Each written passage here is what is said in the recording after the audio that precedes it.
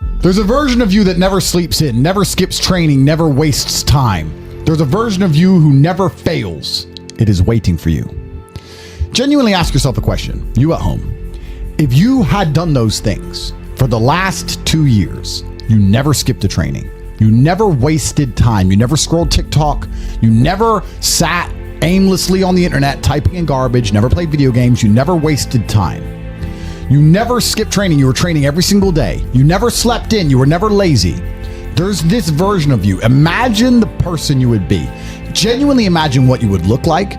Imagine where you would live. Imagine the car you would drive. Imagine how much your woman would respect you. Imagine the love you would see in her eyes when she looks at you with adoration like a king. Imagine your existence. That person is waiting for you, and the only thing that's stopping you from being that person is your monumental laziness. You can have it. The universe is very giving. It will give you anything you work for. I've never seen somebody try for something with all of their might and not get it. The only people who do not have the things they want are the people who do not try for them. I've never seen a person wake up and say, my only dedication in life is to solve a Rubik's Cube and fail. You are not stupid. You are not incompetent. You are lazy and arrogant. It's extremely important you understand that that person is waiting for you, and you are declining that version of yourself.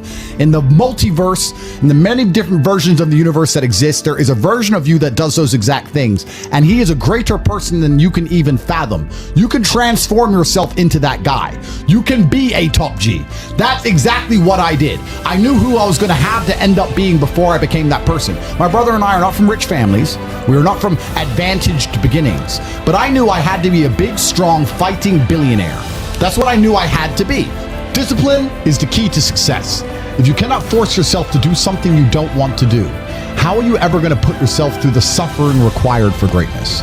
If you cannot force yourself to train when you do not want to train, if you cannot force yourself to work when you don't want to work, if you can't force yourself to not log into Pornhub or force yourself to eat right, how can you possibly ever become a monumentally successful person if you cannot control yourself long enough to do what must be done as opposed to what you feel like doing? The only people who get to live their lives based on how they feel are women and children. Children can cry because they feel like crying, as can a woman. A woman can start an argument because she feels like arguing, as can a child. A man must do what he is supposed to do irregardless of how he feels. That is the key component to masculinity, is discipline. If you do not have the discipline to dedicate yourself to anything, you are going to fail and be crushed by the people who can. If you only go to the gym when you feel like going to the gym, you're never going to be as strong as the people who go to the gym when they don't feel like going to the gym.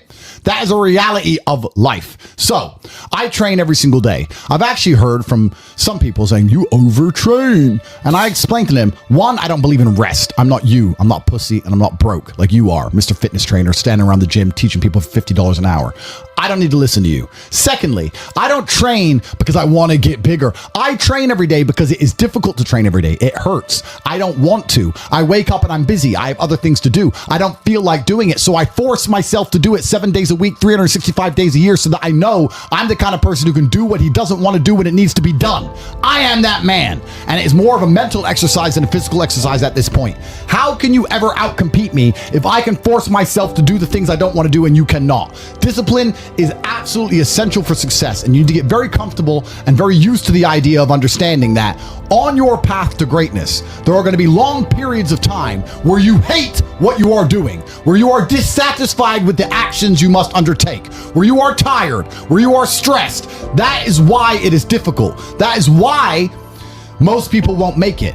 If the path was easy, everybody would walk it and it would lead nowhere. 100 people start the path, 99 fall off because it is difficult, and the one person who makes it to the end gets the gold. If all 100 made it to the end and the gold was divided by 100, it wouldn't even be worth anything. The difficulty gives it value. The fact that it is difficult to do is the key component into the fact you want it in the first place. If it wasn't difficult, everyone would have it and you wouldn't want it because no one would respect it. It's supposed to be hard.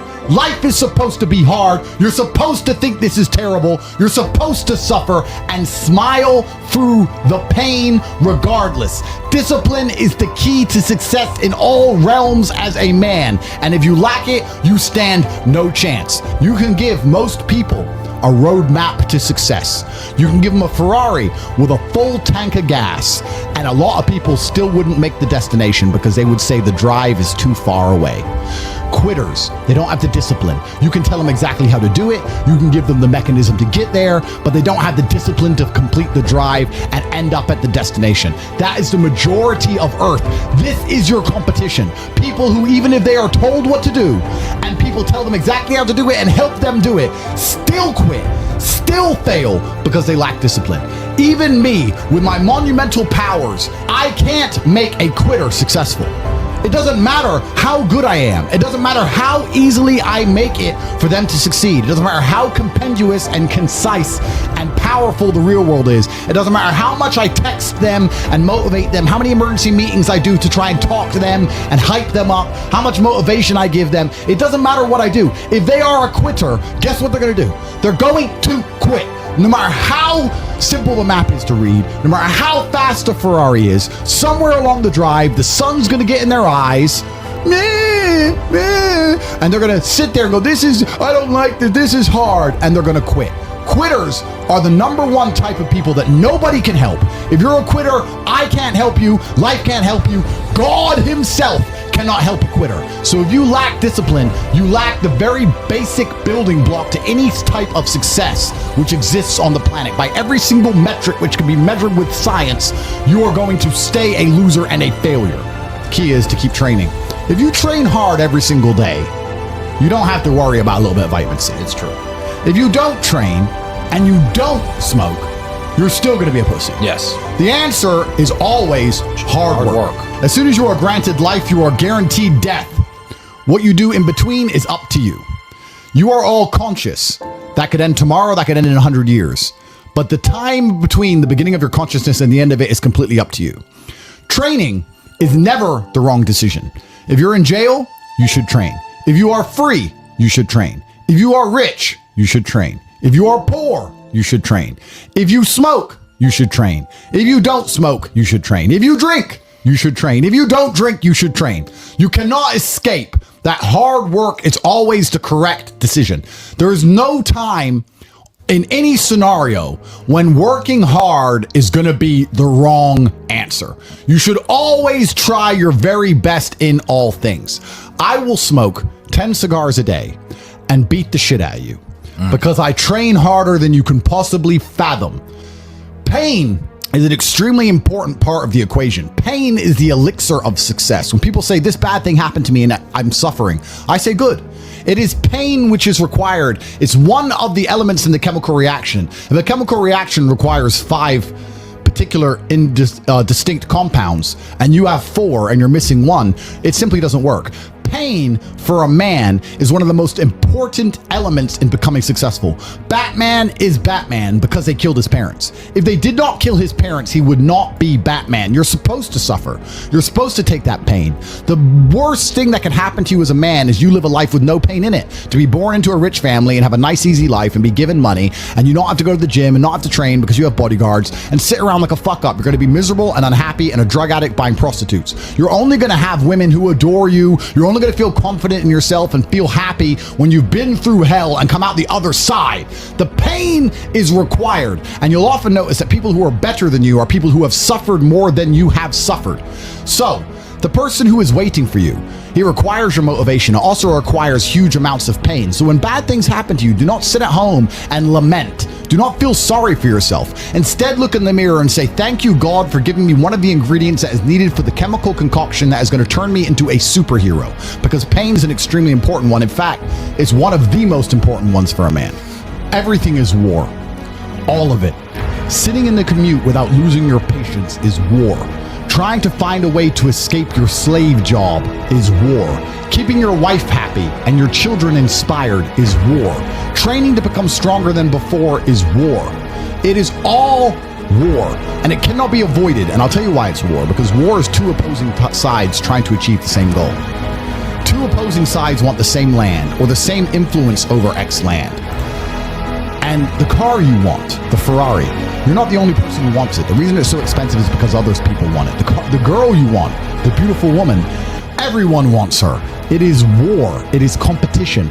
Everything about life as a man is war. It is conflict because you are competing against the other men who want it the same, which is why discipline is such an important thing, which is why you must take the pain and add it to the concoction to become as formidable as possible. Life is war.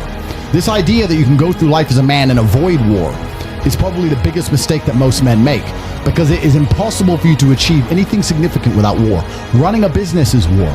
Running a hotel, running a restaurant, running an online company, it's war. Training is war. Life as a man is war. You need to wake up and view it exactly as what it is. Everything I want, other people want. Everything I desire, other men are trying to get. This is a war and I must outcompete them.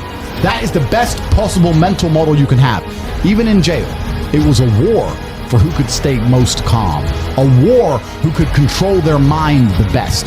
A war for who could suffer the least. That is war. I was surrounded by people who lost their minds and I refused. It was a battle and I was successful. Life in and of itself as a man is a never-ending struggle and a never-ending battle. It is the constant of the human condition. Evolution requires pain. While others complain that they do not feel happy enough, I'm happy I'm struggling. I don't want to be happy. I want to be great. This is the beauty of life as a man. You understand? I don't care. I'm happy to be struggling.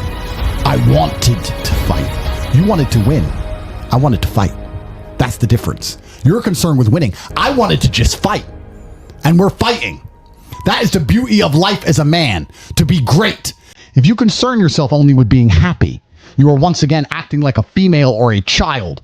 Happiness is fleeting. It doesn't even matter if you're concerned only with the hedonism of happiness. You're going to drink alcohol and go to parties and go to festivals and take drugs. I want to be happy. Who cares? I want to be great. I want to be great all of the time. And let me ask you a question as a man at home, genuinely, truthfully. Would you rather be a loser who's always smiling, a happy loser, or would you rather be a stressed winner? Because I'll tell you something about winners. Most of them are stressed. We are stressed. We're stressed. Putin is stressed. Genghis Khan was stressed when his messenger turned up after a 4-week ride with updates from the battlefront of Iran. I'm sure he was stressed by what he read. Even if it was very good, even if it all looked fantastic, he started to feel stressed. Okay, well now maybe I need to go to Iran. How long is it going to take me to get there? Maybe we need to send more horses. Maybe we need to colonize Iran. He felt stress because the beauty of life as a man is to be great. So you have to sit here and ask yourself, do you want to be a happy loser that's insignificant? Nobody knows you exist. Women don't respect you. Men don't respect you. Nobody cares if you live or die, but you get to smile all the time. Or do you want to be one of the most important people on the planet with a little bit of stress? I am brilliant because I've decided to be brilliant. And if I had to sacrifice happiness to be brilliant, then that's fine. You know what the great thing about it is? You know what's amazing what God gives, how the whole world becomes full circle? If you stop caring about being happy and you start caring instead about being great, guess what you end up being? Right. Along with great. And you know what? Yeah. Happy. You end up happy if you forget about happiness and try to become great. You will never be successful if you're concerned about being happy, so forget about it. I like to consider myself a wise old man, and I'm trying my best to encourage and instigate a revolution amongst the youth where men take absolute self-accountability and they believe in themselves and they take responsibility for absolutely everything. As a man, you are most formidable if everything is your fault. If it rains outside and you get wet, that is still your fault. Can you control the rain? No. Could you have brought an umbrella? Yes. You need to blame yourself for all things, the good and the bad. And by doing this, you take absolute self-accountability, which allows you to build a mental model in which you will find solutions, 1. 2, avoid trouble, because you know that anything bad happens to you is your fault. And 3, be the most fearsome competitor possible, because we're living in a very competitive world nowadays amongst the elites. The people who understand that you're living inside of a fish tank are trying very hard to get out. And you have to make sure that you can outrun some of them if you want to escape. It's an age-old adage. If a bear is chasing a group of people, you do not have to be the fastest one. You just have to be faster than the slowest. The slowest person is going to die. So as long as you're ahead of the majority of people, you stand a very good chance of avoiding slavery. Being a powerful man isn't always about furious anger and instilling fear. As enemies attempt to attack your energy and lower your vibration, understand this. Power is untouchable. Power may notice, but it doesn't care. Sometimes power is simply not giving a fuck. Being a powerful man isn't always about furious anger and instilling fear, meaning sometimes it is. You need to retain the capability to instill fear with furious anger. A man who cannot do that is not a man. It is one of the cards you need to have in your deck. However, more often than not, when in the true position of power, you would play the alternate card, which I'm describing here, as simply not caring. How can you not give a fuck about things? So I'll tell you how. If you're filthy rich, and you have a strong network of people around you who you trust, and you have a good family, and you have beautiful children, you have women who love you, and you have beautiful supercars, you live with your best friends in a compound, you have armed guards, and you're proud of yourself, and you're strong, and you train hard every day, and you're monumentally successful, and all of your dreams come true, and if you want something, you can instantly snap it up. You want a Pagani, you want a Bugatti, you want a $25 million apartment, anything you want, you buy. It's very easy to not give a shit about the opinions of people who don't have one fraction of your success. And what these people are trying to do is drag me, I'm using me as an example, but we can also use it for you. When you have true power, they're trying to drag you down. They're not trying to elevate themselves.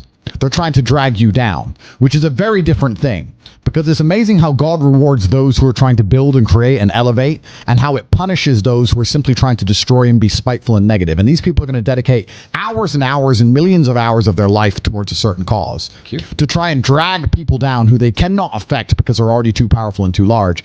And they're wasting their own human experience, and they're not progressing or advancing themselves in any way. They will stay brokies, and we will stay rich forever. So the lesson here is that you need to get to a position where ignoring people is a move in which you're guaranteed success. You can ignore people completely and they are benefiting you. And that comes from a position of power. And I think a lot of you at home right now, you may not be in our position, but if you're already working hard, you're already going to the gym, you're already training, you make sure that you're getting as much muscles as possible, as much money as possible, you're dedicated, you don't sleep in, you don't waste your time, you don't smoke weed, you don't play video games, you're focused on trying to become fantastic as a person.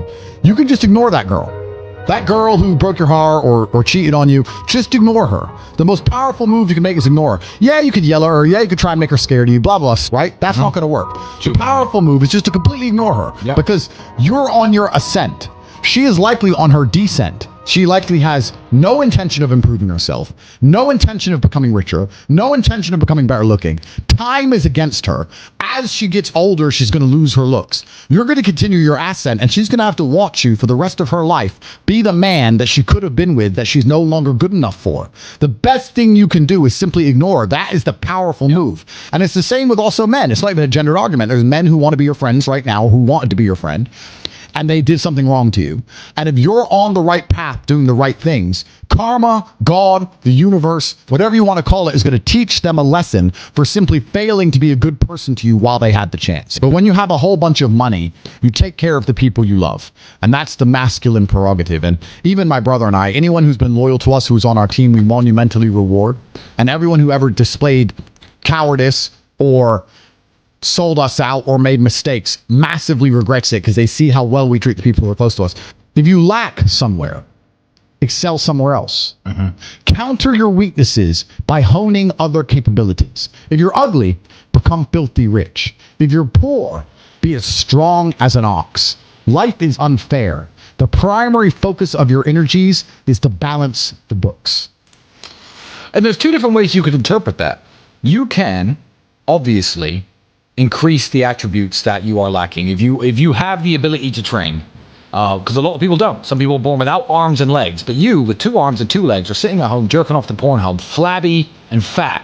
If you have the ability to train, you should be doing it. But also, you know, there are some things that some people are just better at, and you can counteract that problem by teaming up with people who compensate for your weaknesses. People who are strong in areas where you are weak, and you team up with people where you are strong in areas where they are weak. I don't think between the people in this house and our group of friends, we lack anything. Correct. Anything. Correct. Literally anything. We can sit as a group and have a conversation about anything with anyone in the world and give useful insight and change people's lives for the better, because although I am not perfect, our team compensates one for each other.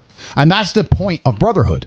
So excel in one area if you lack in others. I have people say to me, Andrew, I'm short. What do? I'm short. Okay, God made you short. Fine. Good. Doesn't matter. You can't change it. What you can do is become as strong as an ox and become filthy rich and monumentally important and extremely influential. You can do that. People say, I'm poor. You should be strong. Oh, I'm strong, but I don't have any money. Okay, then teach others to be strong. Yes. There's always a way you can take your advantages and use them. And by teaming up with other men, other people, you can build a team in which there are no weaknesses. So if you have a disadvantage, you also have somewhere God has given you a distinct advantage over others. And it is your duty to excel in that realm. It is your duty to become so monumentally influential and powerful within that specific criteria in which you have the capability to be brilliant, that your weaknesses no longer appear because they can be simply overshadowed by your network or overshadowed by your absolute competence. By constructing the correct mindset, you can be in the exact same scenario you're currently in, living the exact same life with a different mental model in which you view the world, and you will not only feel more powerful, you will be more powerful, you'll achieve more amazing things, you will be greater, you will be happier, with the same car, the same woman, the same house, the same income, the same everything, but your mind changes the lens in which you view the world. Lenses change things. Rose-tinted glasses, perhaps dark glasses. You can put glasses on, change the lens, and you can view the world differently by changing how your mind is constructed and put together and the way you view the world. That is the point of mental Aikido.